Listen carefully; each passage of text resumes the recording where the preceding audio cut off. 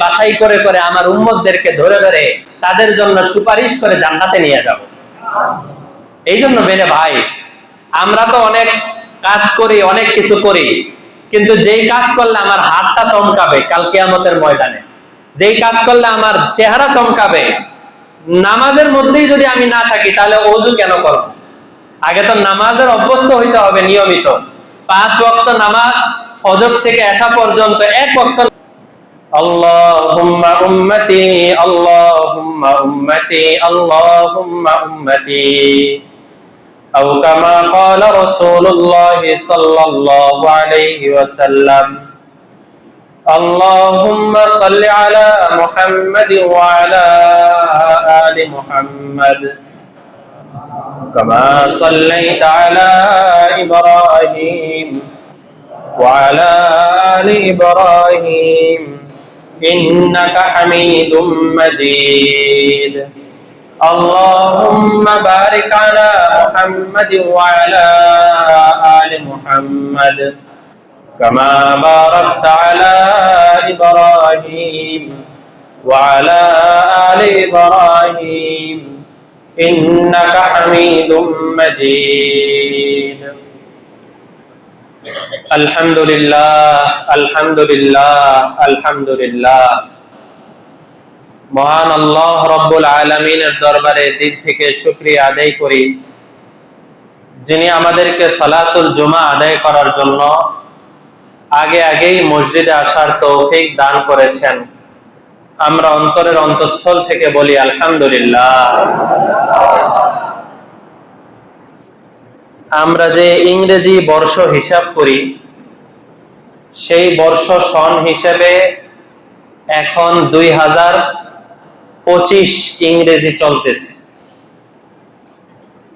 আজ থেকে প্রায় 1500 বছর আগে, অর্থাৎ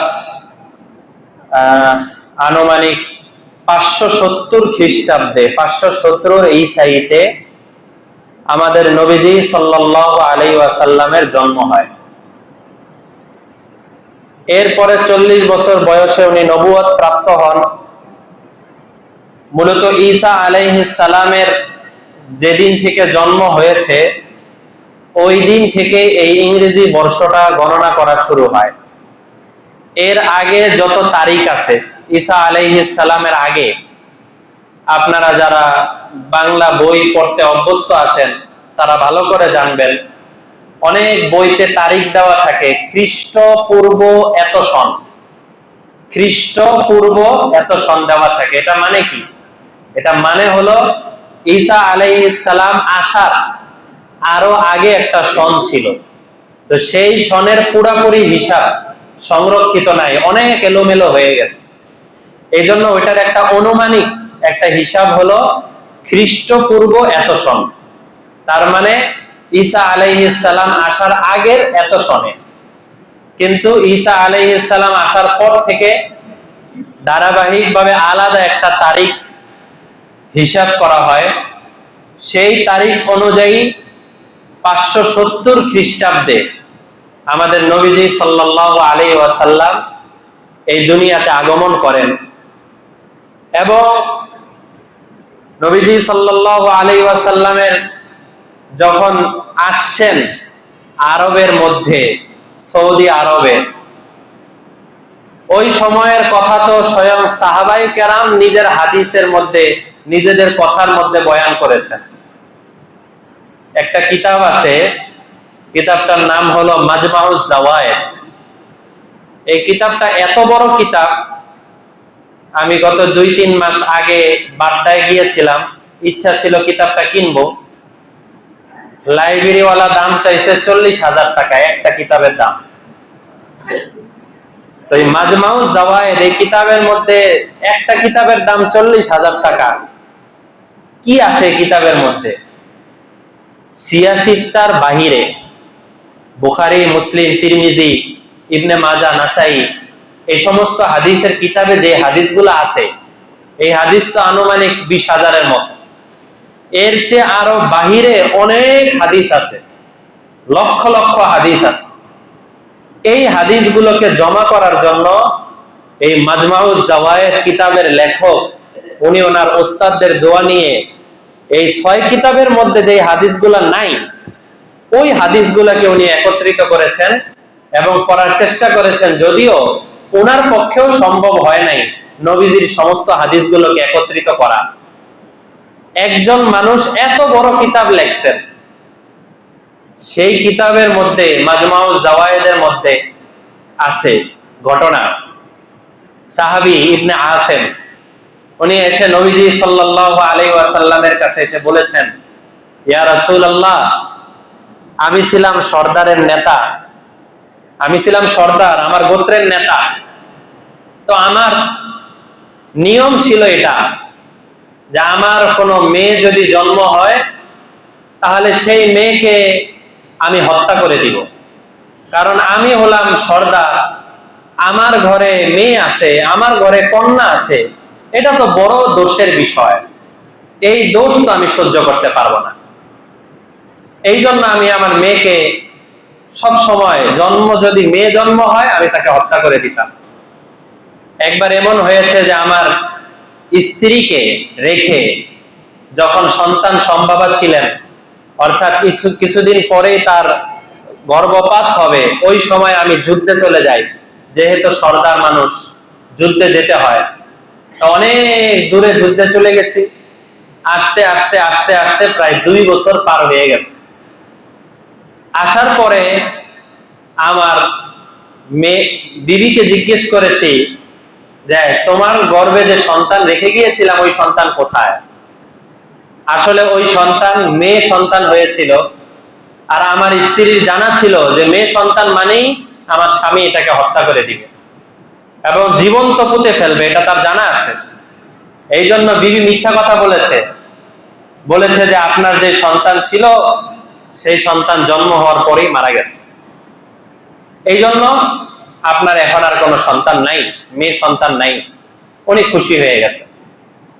এরও প্রায় অনেক দিন পরে কোনো না কোনো ভাবে, যেহেতু সর্দার মানুষ, উনি জানতে পেরেছেন আসলে বাস্তবতা হলো আমার বিবি গোপনে গোপনে আরেক আত্মীয়ের বাসায় তার মেয়েকে বড় করছে, মেয়েকে বড় করে সেখানেই রাখে, সেখানেই খাবার দাবার পৌঁছায়, সেখানেই সবকিছু করে, কিন্তু এই বাড়িতে আনে না এবং আমার মেয়ে বলে সে পরিচয়ও দেয় না।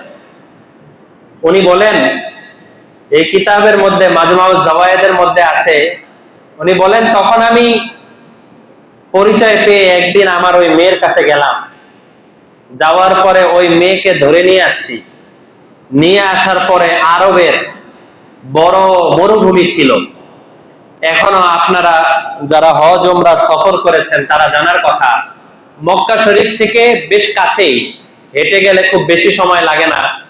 আলাদা একটা জায়গা আছে, যেই জায়গার মধ্যে বড় করে লেখাও আছে যে এটাই হলো ওই জায়গা যেই জায়গার মধ্যে মেয়ে সন্তানদেরকে জীবন্ত কবর দেওয়া হতো। একটা ব্রিজের মতো আছে ওখানে, ওর নিচে আলাদা একটা মাঠের মতো, এই জায়গার মধ্যেই সবাই মেয়ে সন্তানকে জীবিত কবর দিত। তো উনি আরবের এরকম কোন এক মরুভূমির ভিতরে নিয়ে গেছেন, নিয়ে যাওয়ার পরে যখন জীবন্ত তার প্রায় 3 বছর 3.5 বছরের বয়সের মেয়েকে জীবন্ত কবর দিচ্ছেন, ওই সময় এই মেয়ে বলছিল যে বাবা, জীবনে আমি তোমাকে আমার বাবার পরিচয় দিব না এবং তোমারও কোনোদিন আমাকে মেয়ের পরিচয় দেওয়ার প্রয়োজন নাই। সর্দার হিসেবে তো তোমার মান সম্মানের আঘাত লাগবে, আমি তোমার সন্তান বলেই, আমি তোমার মেয়ে বলেই তো তোমার গায়ে আঘাত লাগবে, তোমার খারাপ লাগবে। তা আমি বলতেছি, আমি কোনোদিন তুমি আমার বাবা এ পরিচয় দিব না, আর তুমিও কোনোদিন আমি তোমার মেয়ে পরিচয় দেওয়ার দরকার নাই, আমাকে জানে ছেড়ে দাও, আমার প্রাণটাকে মাফ করে দাও। ইবনে আসেম রাদিয়াল্লাহু তাআলা আনহু উনি এই কথা যখন নবীজির সামনে বলছেন, আমাদের নবীজি মাথা নিচু করে টপটপ করে চোখের পানি ফেলছেন, বলছেন কোন যুগে আমি আসছিলাম, যেই যুগের নাম হলো জাহিলিয়াতের যুগ। এরপরেও এই মেয়ে ওনার হাত থেকে নিস্তার পায় নাই, উনি এই মানে মায়ার চেহারার মেয়েকে জীবন্ত অবস্থায় তার কবরের মধ্যে দাফন করে দিয়ে উনি চলে আসছেন। আর মদ, জুয়া, নেশা এগুলা তো ছিল প্রত্যেক বেলার খাবারের মতো, আলাদা কোনো পার্থক্য নাই। প্রত্যেক বেলায় যেরকম খাবারের প্রয়োজন হয়, ভাতের প্রয়োজন হয়, রুটির প্রয়োজন হয়, মদ, জুয়া, নেশা এগুলো ছিল এরকমই। এগুলো মানুষের ঘরে ঘরে ঘরে ঘরে আলাদাভাবে, আমরা ড্রেসিং টেবিলে কোনো কিছু যেমন আলাদা সাজিয়ে গুছিয়ে রাখি, তারা মদের বিভিন্ন নেশার, ওগুলাকে বলা হয় মটকা, মদের মটকা। আরবের অনেক কবিরা তারা নিজেদেরকে আলাদা অনেক বড় হিসাবে প্রকাশ করত কবিতার মধ্যে, যে আমি কে জানো, এই কথা বলে প্রকাশ করত। কে কে পরিচয় দিত? আমার বাসার মধ্যে সব ধরনের মদের মটকা আছে। এটা তার বীরত্বের পরিচয়, যে সে মদের যত প্রকার আছে, নেশার যত প্রকার আছে, এই সব প্রকারে সে অভ্যস্ত, তার জানা আছে। জিনা, ব্যভিচার এগুলোর কথা তো মানে আলাদা বলার মতো না। যেটা আগেও বলেছিলাম, যে মায়ের বাবা মারা গেছে অথবা বাবা জীবিত থাকা অবস্থায় মাকে ডেকে এনে সন্তান মায়ের সাথে অপকর্ম করছে, এবং এটা তার কাছে স্বাভাবিক, এটা কিছুই না। এমন একটা জমানায়, এমন একটা জাহিলি যুগ, যে পারস্য কিসরা কায়সার তারা পুরা পৃথিবীর উপরে নিয়ন্ত্রণ করত, পুরা পৃথিবীর উপরে তাদের রাজত্ব ছিল কম বেশি। কিন্তু তারাও এই কথা বলতো যে সৌদি আরবের মধ্যে আমরা আমাদের রাজত্ব করতে পারবো না, কারণ এরা এমন এক জাতি, এরা এমন এক অবস্থা, যে এদের সাথে রাজত্ব করতে আসলে আমাদের রাজত্ব নষ্ট হবে। কারণ এমন ছিল, কবিদের কবিতায়, সাহাবায়ে কেরাম ঘটনার মধ্যে এটা আছে, যে এমন কথাবার্তা, যে অনেক দিন ধরে কাউকে হত্যা করে না, অনেক দিন ধরে মানুষের রক্ত নিয়ে হাতের মধ্যে মাখে না, অনেক দিন ধরে খুন খারাপি করে না। তো ক্ষুধা লাগলে যেমন খারাপ লাগে, খুন খারাপি করতে না পারলে এরকম খারাপ লাগতো। এমন একটা জাহিলি জমানায় আমাদের নবীজি সাল্লাল্লাহু আলাইহি ওয়াসাল্লামকে আল্লাহ তাআলা এই দুনিয়াতে পাঠাইছেন, এবং আল্লাহ তাআলা পারস্য কায়সার কিসরাতেও পাঠাইতে পারতেন, অন্য দেশেও পাঠাতে পারতেন, তা না পাঠিয়ে স্বয়ং যেই জায়গার মধ্যে পাপাচারীর ফ্যাক্টরি, ওই জায়গার মধ্যে আমাদের নবীজিকে পাঠাইছেন, এই জায়গায় আপনি আপনার দায়িত্ব পালন করেন। আমাদের কাছে মাঝে মধ্যে এখন মনে হয় যে দিন দিন যত পার হচ্ছে, মনে হয় যেন ওই জাহিলি যুগ আবার ফিরত আসতেছে, এটা মনে হয় না? গত পরশু দিনের খবর পাইলাম, জায়গা জমি নিয়ে সমস্যা, এই জন্য ভাই ভাইয়ের চোখ উঠায় ফেলছে, ভাই ভাইয়ের দুইটা চোখ উঠায় ফেলছে জায়গা জমির সমস্যার কারণে, লোকজন নিয়ে ধরে চোখ উঠায় ফেলছে। কি বলবেন, এগুলো জাহেলি যুগের তো আবার ফেরত আসতেছে, এছাড়া আর কি বলার আছে? কয় কাঠা জমি পাবা ভাইয়ের কাছ থেকে, কয় কাঠা জমির দাবিদার, যে কারণে ভাইয়ের চোখ উঠায় ফেলতে হবে? এত লোক, সম্পদের এত ভালোবাসা, সম্পদের এত চাওয়া, আপন ভাইকে এইভাবে চোখ উঠিয়ে ফেলতে হবে? আর কত ধরনের সমস্যা, এগুলো তো চলছেই। যাই হোক, আমাদের নবীজি সাল্লাল্লাহু আলাইহি ওয়াসাল্লাম যখন দুনিয়াতে আসলেন, উনি আসার পরে আনুমানিক ওনার বয়স যখন 30-এর উপরে, 35-এর কাছাকাছি, তখন হিলফুল ফুজুল নামে আলাদা একটা সংগঠন কায়েম করলেন। এই সংগঠনের মাকসাদ ছিল প্রত্যেককে প্রত্যেকের অধিকার সঠিক মতো পৌঁছে দেওয়া, প্রত্যেককে যার যে অধিকার আছে সেই অধিকারকে সঠিক জায়গায় পৌঁছে দেওয়া। এরপরে যখন 40 বছরে আমাদের নবীজি সাল্লাল্লাহু আলাইহি ওয়াসাল্লামের উপর ওহী নাযিল হলো, আল্লাহ তাআলা ওহী নাযিল করলেন 17 পারায়, ওয়ামা আরসালনাকা ইল্লা রাহমাতাল লিল আলামিন, হে নবী আপনি জেনে রাখেন, আপনাকে দুনিয়ায় এমনি এমনি পাঠাই নাই, সারা দুনিয়ার মানুষদের জন্য আপনাকে আমি রহমত হিসেবে পাঠিয়েছি। এই ঘোষণা দিয়ে দিলেন রহমত হিসেবে, যে কারণে আমাদের নবীজির জীবনের শুরু থেকে শেষ পর্যন্ত পুরা যুগটা যদি দেখা হয়, জীবনটা যদি দেখা হয়, দেখা হবে যে রহমত আর রহমত, দয়া আর দয়া, ভালোবাসা আর ভালোবাসা। 25 বছর বয়সে খাদিজা রাদিয়াল্লাহু তাআলা আনহা, যিনি আগে 2 ঘরের সংসার করেছেন এবং এক ঘর থেকে সন্তানও আছে, 2 সন্তানও আছে। সেই মহিলা বয়স 40 বছর প্রস্তাব পাঠিয়েছেন যে আমি মুহাম্মদের সাথে বিবাহ বন্ধনে আবদ্ধ হতে চাই। হযরত হযরত না, ওনার চাচা আবু তালেব, যিনি কাফের ছিলেন, শেষ পর্যন্ত আর মুসলমান হন নাই, উনি বললেন যে ভাতিজা, তোমার জন্য একটা প্রস্তাব আসছে, তো তুমি কি তাকে বিয়ে করবা? আগের 2 ঘরের সংসার করছে এবং ওই এক ঘর থেকে সন্তানাদিও আছে, আবার বয়সে তোমার চেয়ে 15 বছরের বড়। তো আমাদের সমাজে হলে কি হয়, কোন মেয়ের যদি কোনো স্বামীর থেকে একবার ছাড়াছাড়ি হয়ে যায়, তাহলে তার আর বিয়ে করার সুযোগ থাকে না। এটাই তো সাধারণ নিয়ম। কারো কারো হয়, সেটা ভিন্ন বিষয়। দেখা যায় পরের অনেক ওয়াসওয়াসার মধ্যে থাকে, অনেক সমস্যা, অনেক কিছু। তো নবীজি সাল্লাল্লাহু আলাইহি ওয়াসাল্লাম 25 বছরের যুবক হয়ে ওই জায়গায় দাঁড়িয়ে তিনি তার চাচাকে এই কথাটাই বলেছেন যে, চাচা, আপনারা যদি আমার বিবাহ করাতে রাজি থাকেন, তাহলে আমিও বিবাহ করতে রাজি আছি। একসাথে সাফা মারওয়া পাহাড়ের থেকে কাছেই একটা বাসার মধ্যে ওনাদের বিবাহ বন্ধনে আবদ্ধ হয়েছেন। 25 বছর বয়স থেকে নিয়ে 50 বছর বয়স পর্যন্ত, আমাদের নবীজির বয়স যখন ঠিক 50 বছর, ওই সময়ে হযরত খাদিজা রাদিয়াল্লাহু তাআলা আনহার ইন্তেকাল হয়েছে। এই সময়ের মধ্যে উনি আর কোনো বিবাহ শাদী করেন নাই। তাহলে 50 বছর যদি পার হয়ে যায়, তার আর বিবাহ করার জরুরত কি আছে, কি প্রয়োজন আছে? যখন খাদিজা রাদিয়াল্লাহু তাআলা আনহা চলে গেলেন, চলে যাওয়ার পরে উনি বিবাহ করলেন আরেকজন বিধবাকে, যার নাম ছিল সাউদা। একজন জিজ্ঞেস করছে, আপনি তো নবী মানুষ, এখন 50 বছর বয়সে তো তিনি নবুয়ত পার হয়ে 10 বছর পার হয়ে গেছে, আপনার জন্য তো আরো ভালো ভালো মহিলারা আছেন, আপনি সাউদাকে বিয়ে করলেন? নবীজি জবাব দেয়, আমার ঘরে ফাতেমা আছে, ছোট মেয়ে, আমার ঘরে জয়নাব আছে। আর নবীজি সন্তানদের নাম বললেন, ওরা ওরা ওরা আছে। যদি আমি একজন ছোট বয়সী কাউকে বিবাহ করি, তাহলে সন্তান কিভাবে লালন পালন করতে হয় এটা তো বুঝবে না। আর আমি 40 বছর বয়সে নবুয়ত পাওয়ার পর থেকে তো ঘরে সময় দেওয়ার সময় আমার নাই। আমি তো উম্মতের জন্য দৌড়াচ্ছি, উম্মতকে কিভাবে জাহান্নাম থেকে বাঁচানো যায় ওই জন্য আমি দৌড়াচ্ছি। তো ঘরকে সামাল দেওয়ার জন্য আমি এরকম বিধবা একজনকে বিবাহ করলাম, যার আগের থেকে সন্তান লালন পালনের অভ্যাস আছে, তাকে বিবাহ শাদী করলাম, যাতে করে এই বিবাহ শাদী করার বদলতে উনি আমার সন্তানকে দেখাশোনা করতে পারেন, আর আমি আরামসে নিজের গতিতে উম্মতের জন্য দৌড়াইতে পারি। ঠিক ওই সময়ে জিবরাইল এসে হুকুম করলেন, না, আপনার আয়েশাকেও বিবাহ করতে হবে, আল্লাহ তাআলা হুকুম করেছেন।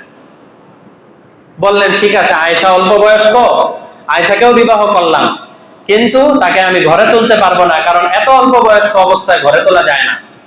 মদিনায় গেছেন, এরপরে নবীজি নিজের ঘরে নিয়ে আসছেন।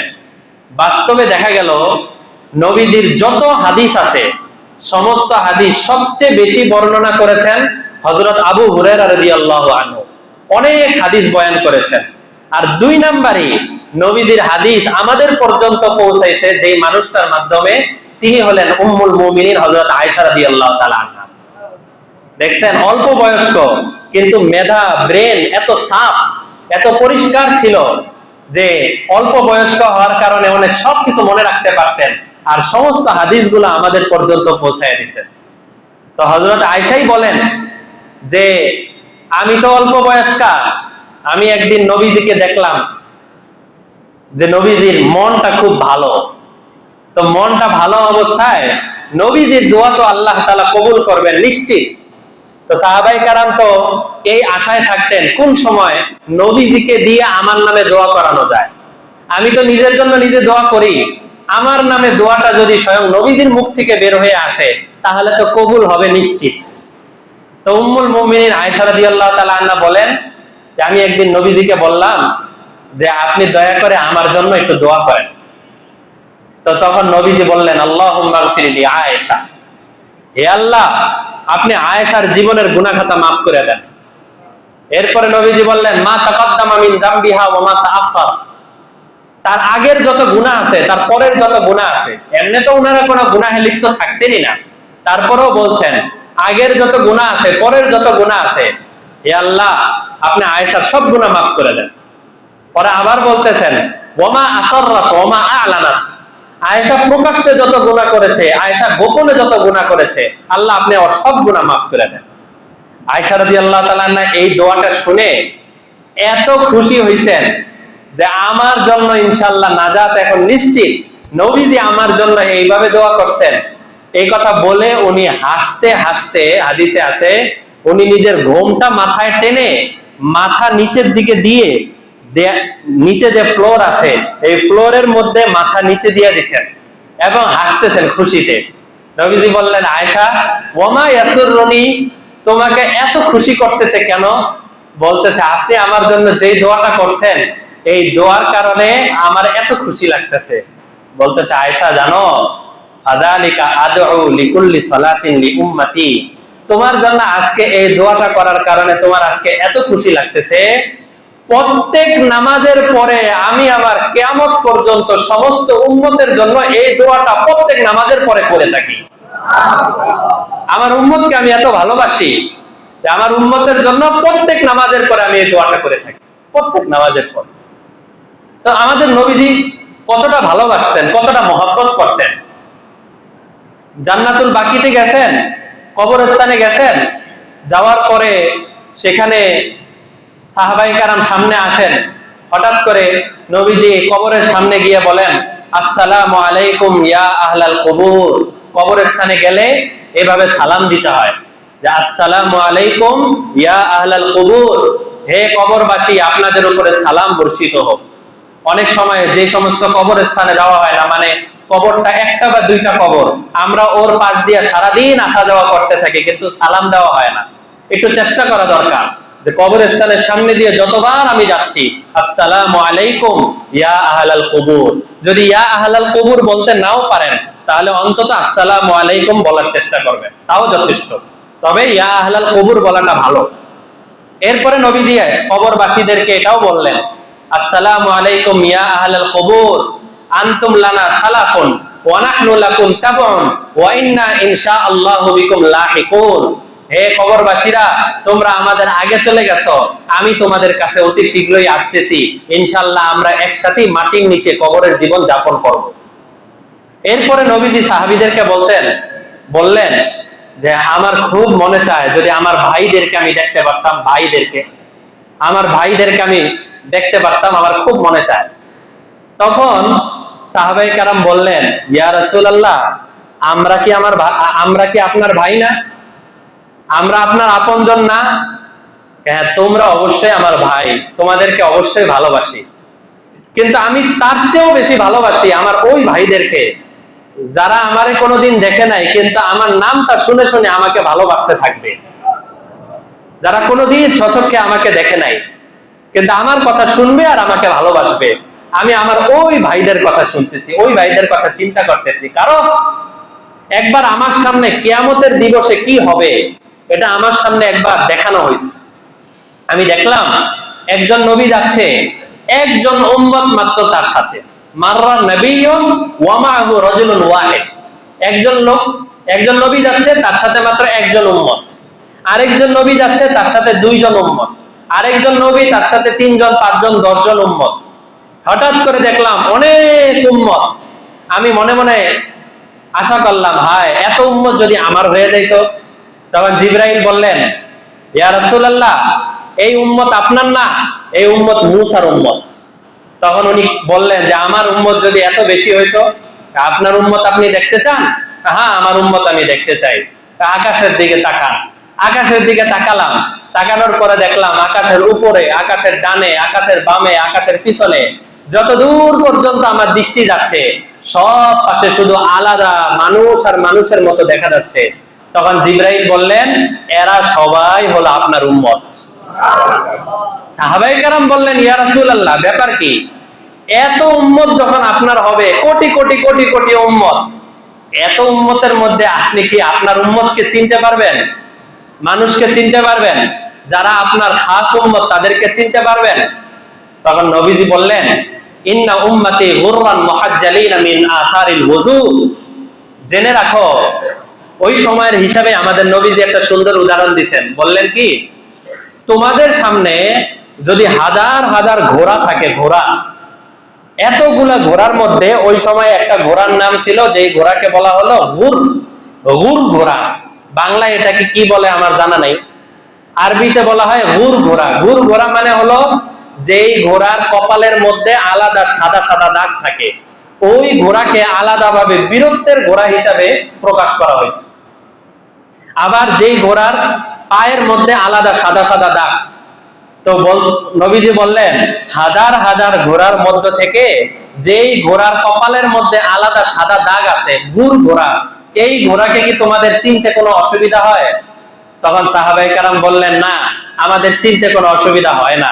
নবীজি বললেন, আমার উম্মত যারা 5 ওয়াক্ত নামাজ নিয়মিত আদায় করত, তারা 5 ওয়াক্ত নামাজের আগে যে ওযু করত, চেহারাটা ধৌত করত, 2 হাত ধৌত করত, মাথাটা মাসাহ করত, আর পাটা ধৌত করত, এই যে ধৌতের অঙ্গগুলো আছে, ওযুর অঙ্গগুলো আছে, কাল কিয়ামতের ময়দানে কোটি কোটি কোটি কোটি মানুষের মধ্যে এই ওযুর অঙ্গগুলো আলাদা নূর আর নূর বের হইতে থাকবে।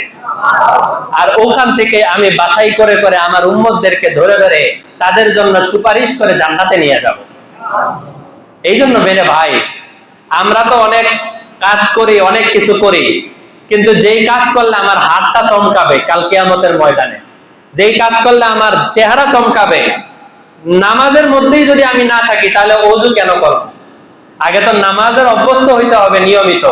5 ওয়াক্ত নামাজ ফজর থেকে এশা পর্যন্ত, 1 ওয়াক্ত নামাজে যেন আমার থেকে কাজা না হয়, কাজা তো পরের কথা, আমার যেন মসজিদে জামাতের সাথেও না ছুটে, এটার জন্য চেষ্টা করলে নিয়মিত যদি চলতে থাকি, নিয়মিত এই অবস্থায় যদি আমি মৃত্যু পর্যন্ত যাই, এমনকি যদি আল্লাহ না করুক কেউ এমন অসুস্থতার মধ্যে লিপ্ত হন, যে অসুস্থতার কারণে আপনি বিছানা থেকে উঠতে পারতেছেন না, ওই অবস্থায় যদি আপনি নামাজের কথা না ভুলেন, তাহলে আশা করা যায় কাল কিয়ামতের ময়দানে আমার আর আপনার হাতগুলো, চেহারাগুলো এইভাবে নূরের মতো ঝলমল করতে থাকবে, আশা করা যায়। তো নবীজি উম্মতকে এইভাবে ভালোবাসতেন, উম্মতের চেহারাকে আলাদা ঝলমলের এই সার্টিফিকেট দিয়ে গেলেন। হযরত আয়েশা বলেন, যখনই মেঘ আলাদা কালো হয়ে যেত, হালকা হালকা বজ্রপাত হওয়ার মতো অবস্থা হতো, এমন অবস্থায় আমাদের নবীজিকে দেখতাম মাঝে মধ্যে বাসার থেকে বের হইতেন, বের হওয়ার পরে মেঘের দিকে তাকাতেন, আবার উনি বাসায় চলে আসতেন, আর বাসায় চলে এসে আয়েশার সামনে দাঁড়িয়ে দাঁড়িয়ে এভাবে টেনশন প্রকাশ করতে থাকতেন যে ব্যাপারটা কি। তখন হযরত আয়েশা বলতেন যে, ইয়া রাসূলুল্লাহ, মেঘ আসলে আপনি এত টেনশন করেন কেন? বৃষ্টি পড়লে এত টেনশন করেন কেন? বৃষ্টি থামার আগ পর্যন্ত আমাদের নবীজির মুখ, বৃষ্টি পড়ার আগ পর্যন্ত আমাদের নবীজির মুখ থেকে হাসি ফুটতো না, অস্থির অস্থির লাগতো। তখন নবীজি বললেন, যখনই মেঘ দেখি তখনই আমার মনে হয় এই মেঘ থেকে কোথায় যেন বজ্রপাত হয়, কোথায় যেন আমার উম্মতের কার বাড়ির উপরে গিয়ে এই বজ্রপাত পড়ে, আর আমার উম্মত নাকি কষ্টের মধ্যে থাকে, এই কষ্টের কারণে আমি বারবার বের হইতে থাকি, আবার ঢুকতে থাকি। কতটা ভালোবাসতেন! তো যিনি আমাদেরকে এত ভালোবাসতেন, তার পক্ষ থেকে আমাদের মহব্বত আছে। এবার আমাদের পক্ষ থেকে যদি তার প্রতি মহব্বত বাড়ানো যায়, তাহলেই কিন্তু সোনায় সোহাগা। মহব্বত কখনো এক তরফ থেকে হয় না, মহব্বত 2 তরফ লাগে, 2 দিক লাগে। একজনকে আপনি শুধু মহব্বত করেই যাবেন, ওই পাশ থেকে কোনো সাপোর্ট পাবেন না, তাহলে কিন্তু মহব্বত বেশি দিন স্থায়ী হয় না। তো নবীজি তো আমাদেরকে ভালোবাসতেন এবং এখনো ভালোবাসেন। নবীজি কিয়ামতের সময়ও ভালোবাসবেন। হাদিসের মধ্যে আছে, নবীজি এটা বলেন, একটা দোয়া আছে যে দোয়াটা আমি দুনিয়া থাকা অবস্থায় করি নাই, দুনিয়া থাকা অবস্থায় করি নাই, কিয়ামতের ময়দানে যখন আমি আরশের নিচে গিয়ে আল্লাহ তাআলার কুদরতি কদমের মধ্যে সেজদায় পড়ে এরপরে কান্নাকাটি করতে থাকব, তখন আল্লাহ তাআলা আমাকে বলবেন, ইয়া মুহাম্মদ ইরফা রাসাক সাল তুতা ইশফা তুশাফা। এই 3টা কথা বলবেন, ইয়া মুহাম্মদ ইরফা রাসাক, আল্লাহ তাআলা বলবেন, হে মুহাম্মদ আপনার মাথা উঠান, সাল তুতা, আপনি এখন যা চাইবেন আপনার সবকিছু আমি দিব, ওয়াশফা তুশাফা, আপনি যার নামে সুপারিশ করবেন আমি তার নামেই আপনার সুপারিশ কবুল করব। তখন নবীজি বলেন, ওই সময় আমি একটা দোয়া করব, যে দোয়াটা আমি দুনিয়ায় থাকা অবস্থায় করি নাই, ওই সময় করব। কিন্তু দোয়াটা কি, দোয়াটা কি এটা আমি আজকে প্রকাশ করব না, তবে এতটুকু জেনে রাখো ওই দোয়াটা আমি আমার উম্মতদের জন্যই কিছু একটা করব, আমার নিজের জন্য করব না, আমার উম্মতের জন্য করব। হযরত আয়েশা বলেন, ইয়া রাসূলুল্লাহ, কিয়ামতের দিন কোটি কোটি মানুষের মাঝখানে আপনি আপনাকে আমরা কোথায় পাবো, কোথায় খুঁজবো? ওনারা তো আসলে নবীজির সাথে এই জাতীয় গল্প করতেন, কিয়ামত, হাসর, আমল, এগুলা নিয়ে ওনাদের গল্প ছিল। তো বললেন যে কোথায় পাবো? তখন নবীজি বললেন, আমাকে যদি তোমার পেতে হয় তাহলে হয়তো মিজানের দাড়িপাল্লার সামনে খুঁজবা, অথবা পুল সিরাতের সামনে একটু ভালোভাবে খুঁজবা। হযরত আয়েশা বলেন, কেন? বললেন, পুল সিরাতের উপর দিয়ে যখন আমার উম্মত রওনা হবে, এই ব্রিজ পার হওয়া শুরু করবে, তখন যেই উম্মতকে আমি সুপারিশ করার মতো আমার ক্ষমতা আছে, অনেক উম্মত হাত পা কাটতে থাকবে, হাত পা কাটতে থাকবে, কিন্তু যেই উম্মতকে আলাদা সুপারিশ করার মতো আমার কোন সুযোগ আছে, সেই উম্মতকে আমি সুপারিশ করার জন্য আমি পুল সিরাতের কাছে থাকবো, কখনো মিজানের দাড়িপাল্লার কাছে থাকবো। আর যেই উম্মতকে আমি সুপারিশ করতে পারবো না, যার চেহারার সাথে আমার চেহারার মিল নাই, যে কথাটা আগেও বলেছি যে এটা কাউকে নির্ধারিত করে কখনোই বলি না যে আমার দাড়ির সাথে, আমার চেহারার সাথে আমার নবীজির চেহারার মিল নাই, তো প্রথম চান্সে নবীজি যখন আমার দিকে তাকাবেন, এই তাকানোর সময় তো আমি ফেল, মিলে না তো, দুই সম্পর্কে দুই চেহারার সাথে তো মিলে না, এই চেহারা তো ভিন্ন চেহারা, নবীজির চেহারা তো এক ধরনের চেহারা, দুনিয়ায় থাকতে যে যে অবস্থায় ছিলেন ওই অবস্থায় তো আখেরাতে উঠবেন, ওই অবস্থার সম্পূর্ণ বিষয়গুলো নবীজির সামনে থাকবে। তো নবীজির সুপারিশ যদি পেতে হয় তাহলে অবশ্যই আমাদের মাথা থেকে পা পর্যন্ত নবীজি যেমন ছিলেন ওরকম আকৃতি ধারণ করতে হবে। ওই আকৃতি ধারণ না করে 12ই রবিউল আউয়াল আসলে বড় একটা জশ্নে জুলুসের ঈদে মিলাদুন নবীর মিছিল নিয়ে বের হলাম। আজকে তো রবিউল আউয়াল মাসের 4 তারিখ, আগামী সপ্তাহ পরে হয়তো শনি রবিবারের দিকে এই 12ই রবিউল আউয়ালের আলাদা মিছিল বের হবে, অথচ বুখারী, মুসলিম, তিরমিজি, নাসাই, সুনানে আবু দাউদ, সুনান ইবনে মাজাহ, এই সমস্ত হাদিসের কিতাবের নাম তো আপনারা সবাই জানেন। এতগুলো হাদিসের কিতাবের মধ্যে কোন কিতাবের মধ্যে এই কথাটা নাই আমাদের নবীজির জন্ম 12ই রবিউল আউয়াল হয়েছে, কোন কিতাবের মধ্যে নাই। আজকাল সার্চের জমানা চলে আসছে, নেটে সার্চ দিয়ে হলেও পারলে বের করেন যে 6 কিতাব অথবা অন্য কিতাবের হাদিসের কোন কিতাবের মধ্যে এটা আছে যে 12ই রবিউল আউয়াল নবীজির জন্ম হয়েছে, তাহলে তো আমরাও সেটা দেখতে পারি, আলোচনা করতে পারি। আর যদি জন্ম হইতো, তারপরও জন্ম হইলে নবীজি বলেন সোমবার দিন, রাসূল বলেন, সাহাবায়ে কেরাম বলেন সোমবার দিন আসলে আপনি রোজা রাখেন, কারণটা কি? নবীজি বলেন যেহেতু সোমবার দিন আমি জন্ম লাভ করেছি, এই জন্য সোমবার দিন আমি নিয়মিত রোজা রাখি। তা জন্মদিন পালন করা কি জশ্নে জুলুসের ঈদে মিলাদুন নবীর মিছিল বের হওয়া, নাকি রোজা রাখা? আলাদা ফিন্নি খাওয়া, খিচুড়ি খাওয়া, নাকি রোজা রাখা? কোন কাজ করা? যদি ধরেও নেই 12ই রবিউল আউয়াল জন্ম হয়েছে, তারপরেও তো রোজা রেখে ইফতারির ব্যবস্থা করতে হবে। এই দিন সবাই মিলে আলাদা বড় পতাকা লাগিয়ে লাগিয়ে মিছিল করতে করতে বের হওয়া, এটা তো নবীজির সাথে কোনো দিক দিয়ে মিলে না, সাহাবায়ে কেরামের সাথে মিলে না। এই জন্য কোনো নতুন জিনিস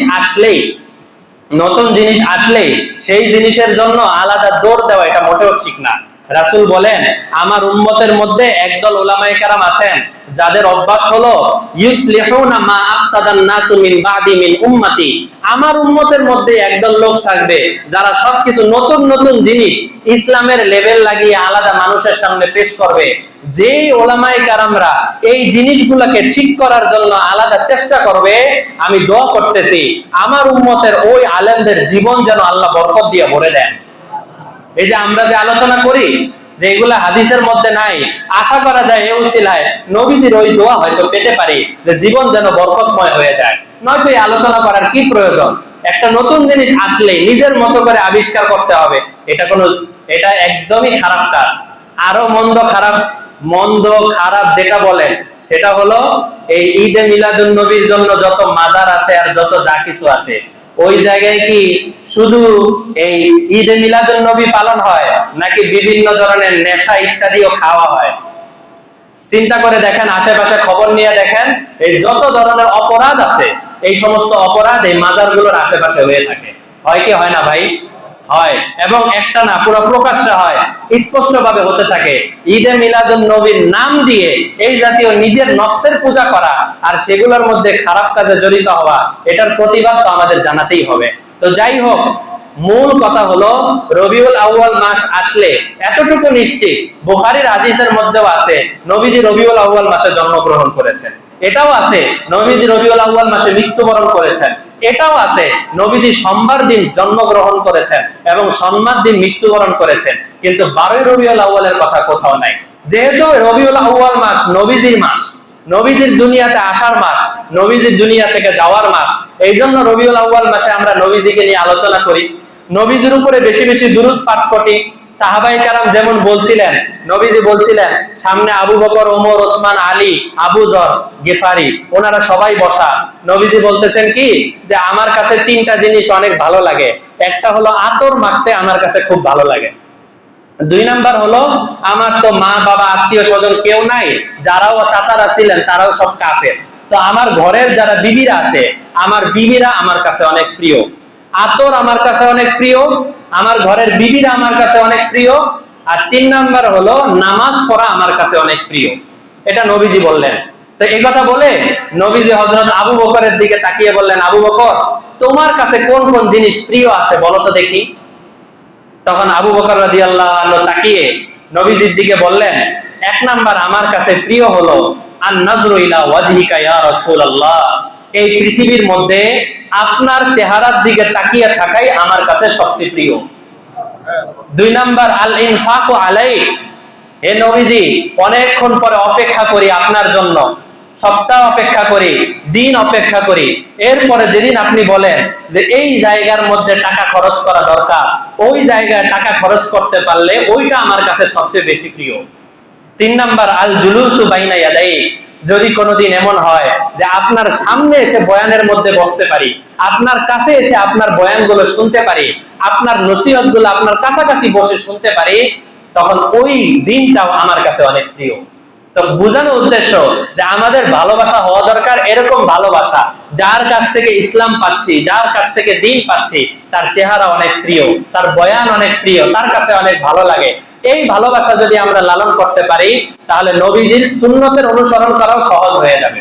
শুধু একটা সুন্নতের কথা, যেটা আগেও বলেছি আজকেও বলি, যতবার আমরা মসজিদে প্রবেশ করব, মেহেরবানি করে আমরা সবাই ডান পা দিয়ে প্রবেশ করার চেষ্টা করব, পারবো না ইনশাআল্লাহ? আমাদের নবীজি জীবনে যতবার মসজিদে প্রবেশ করেছেন, প্রত্যেকবার মসজিদের সামনে এসে একটু দাঁড়িয়ে যেতেন, ডান পা দিয়ে নবীজি মসজিদে প্রবেশ করতেন। আবার মসজিদ থেকে যখন বের হতেন তখন বাম পা দিয়ে মসজিদ থেকে বের হতেন। একটু কষ্ট করি, আলাদাভাবে একটু চিন্তা করে, প্রথমে বাম পাটা না ঢুকিয়ে চিন্তা করে ডান পাটা আগে ঢুকাই, এরপরে বাম পা দিয়ে বের হওয়ার চেষ্টা করি। এরপরে যখন বাসায় গেলাম, বাসায় গিয়ে দরজাটা খোলার সাথে সাথে ইচ্ছা করে আগে ডান পা দিয়ে দরজাটায় প্রবেশ করি, বের হওয়ার সময় বাম পা দিয়ে বের হওয়ার চেষ্টা করি। এই সুন্নতের উপরে আমরা আমল করতে পারবো না ইনশাআল্লাহ? আল্লাহ আমাদের সবাইকে নবীজির পুঙ্খানুপুঙ্খানুভাবে নবীজিকে অনুসরণ করার তৌফিক দান করেন। ওয়া আখিরু দাওয়ানা আনিল হামদুলিল্লাহি রাব্বিল আলামিন।